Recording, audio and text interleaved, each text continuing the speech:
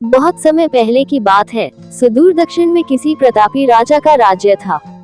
राजा के 3 पुत्र थे। एक दिन राजा के मन में आया कि पुत्रों को कुछ ऐसी शिक्षा दी जाए कि समय आने पर वो राजकाज संभाल सकें। इसी विचार के साथ राजा ने सभी पुत्रों को दरबार में बुलाया और बोला, पुत्रों, हमारे राज्य में नाशपाती का कोई वृक्ष नहीं है। मैं चाहता हूँ तुम सब 4-4 महीने के अंतराल पर इस वृक्ष की तलाश में जाओ और पता लगाओ कि वो कैसा होता है। राजा की आज्ञा पाकर तीनों पुत्र बारी बारी से गए और वापस लौट आए। सभी पुत्रों के लौट आने पर राजा ने पुनः सभी को दरबार में बुलाया और उस पेड़ के बारे में बताने को कहा। पहला पुत्र बोला, पिताजी, वह पेड़ तो बिल्कुल टेढ़ा मेढ़ा और सूखा हुआ था।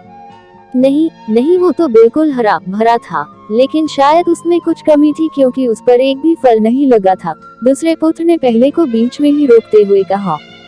फिर तीसरा पुत्र बोला, भैया, लगता है आप भी कोई गलत पेड़ देख आए, क्योंकि मैंने सचमुच नाशपाती का पेड़ देखा। वो बहुत ही शानदार था और फलों से लदा पड़ा था। और तीनों पुत्र अपनी अपनी बात को लेकर आपस में विवाद करने लगे कि तभी राजा अपने सिंहासन से उठे और बोले, पुत्रों, तुम्हें आपस में बहस करने की कोई आवश्यकता नहीं है। दरअसल तुम तीनों ही वृक्ष का सही वर्णन कर रहे हो।